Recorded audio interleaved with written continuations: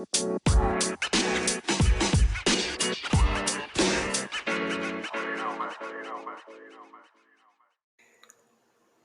hi there. This is Shawn1113, your host for the Shawn1113 Podcast Show. Thank you for listening to this podcast, no matter where you're at and what platform you're listening to. And I want to first of all, make thoughts about what happened after Hurricane Ian. I used to live in Florida, in South Florida for 5 years, 1992 to almost 1997. And the first week I was there, down in Miami, Florida, actually, Hurricane Andrew hit one of the biggest and most deadly hurricanes ever was Andrew, and it hit basically South Florida and particularly Homestead, Florida. And the cleanup was a long time coming. So, and what happened in Fort Myers with Hurricane Ian was really, really bad, from what I understand about that. But my thoughts with them, to the whole state of Florida, as they recover from this, and the whole Gulf Coast, to be honest with you, because it could have hit anywhere, to be honest. And I want to also, before I make the picks and the college picks, let me give you my thoughts about the Tua controversy, that what happened there, the concussion story. I have been a Miami Dolphins fan since 1992. I'm not ashamed of it. I will never be ashamed of it. But I'm also going to be realistic in that Tua should have never been started that game against Cincinnati. And the doctors, whoever that independent doctor, I'm glad they're fired, because that dog did a very piss poor job on the percussion protocol. And I don't think Tua should have never been in that position against Cincinnati this past Thursday night, in my opinion. But again, it also pertains to a larger problem that I've actually have had since Stephen Ross owned the team.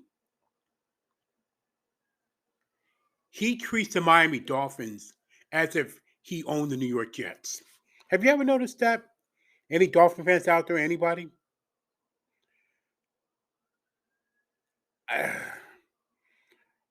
Especially in the last year, the Brian Flores debacle, the tampering, trying to get Tom Brady to Miami, and that was Stephen Ross, and now this Tua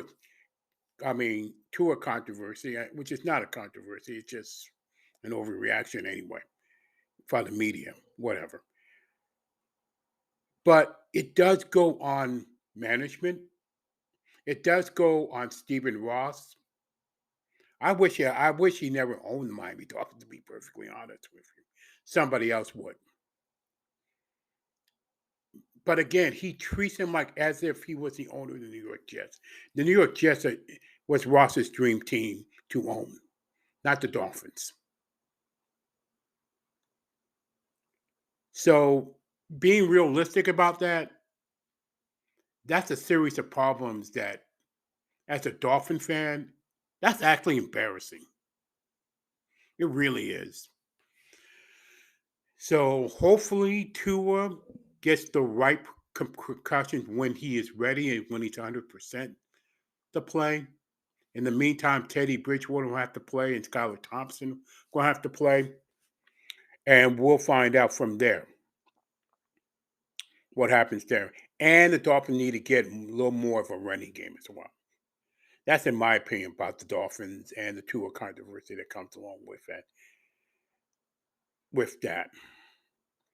Now, now on to the picks, the NFL picks and the college football picks.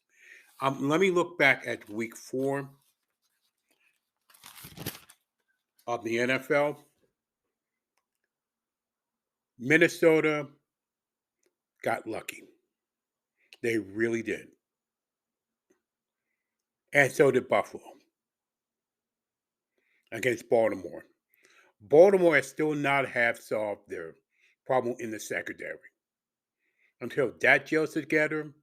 And then the coaching was, well, quietly the Chargers are searching again. Tennessee look like they're quietly searching again. Pittsburgh finally has Kenny Pickett to be a quarterback at least. There's some hope there in Pittsburgh. How bad is Carolina? And how bad is Matt Rule as a coach of Carolina? It's only a matter of time when he gets fired, in my opinion, about that. Yay, Las Vegas wins their first game. Yay. Something seriously wrong with Tampa Bay. They score enough points, but they can't get enough points. Then the LA Rams, Super Bowl hangover. Quite possible because how they get beaten by San Francisco the way they did. Wow. And then I almost forgot. Jacksonville is a really good. Jacksonville and Detroit, in my opinion, may be the best one-win teams in the NFL right now. They gave all kinds of problems with the Jacksonville gave all kinds of Philadelphia before losing, and Detroit gave all. Seattle came to a lead and eventually beat Detroit.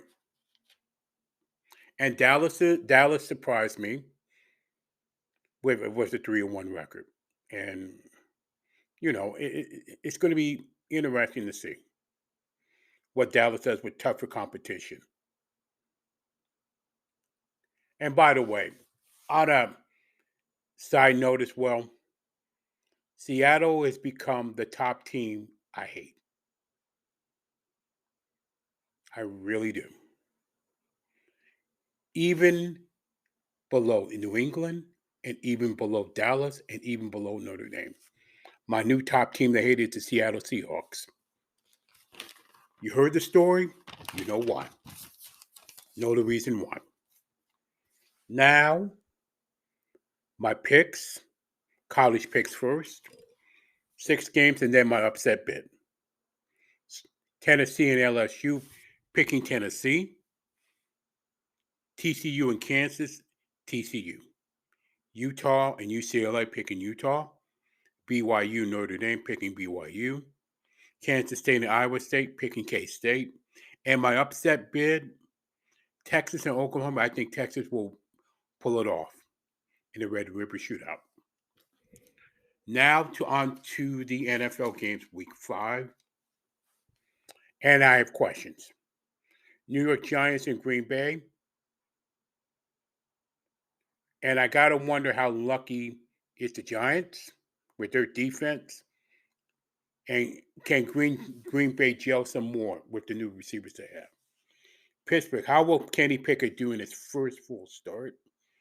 And can Buffalo keep it going themselves? LA Chargers and Cleveland, can the Chargers keep going? Houston and Jacksonville, maybe the most interesting game of the week because you got Davis Mills and Trevor Lawrence. The coaching is much better in Jacksonville right now, so I feel that we'll see what happens. It's a pick'em game. Chicago and Minnesota, no questions there. Detroit and New England, can Detroit actually win a game that they can't come from behind? Or can New England win with their third-string quarterback? Man, what kind of magic Bill Belichick has left? Seattle and New Orleans, Miami. How will Miami respond with Teddy Bridgewater fully being in the quarterback position?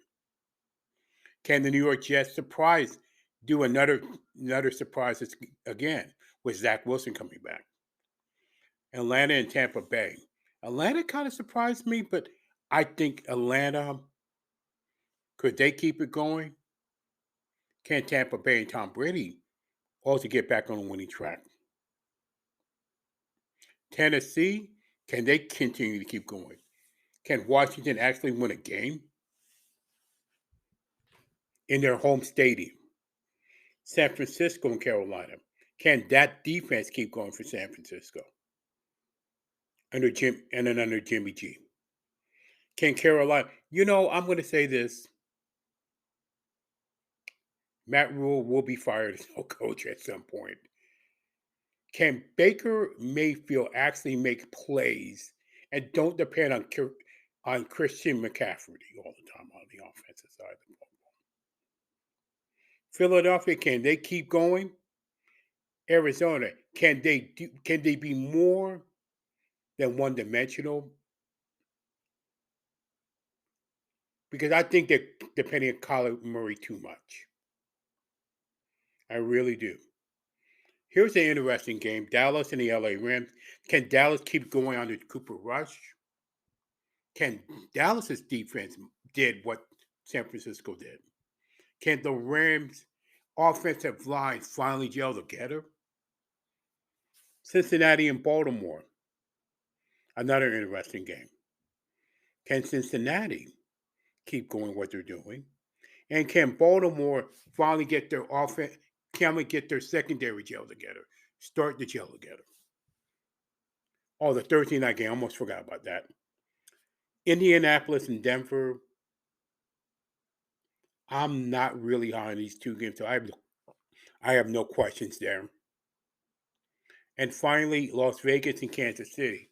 The question for Las Vegas, can they start gelling and winning again?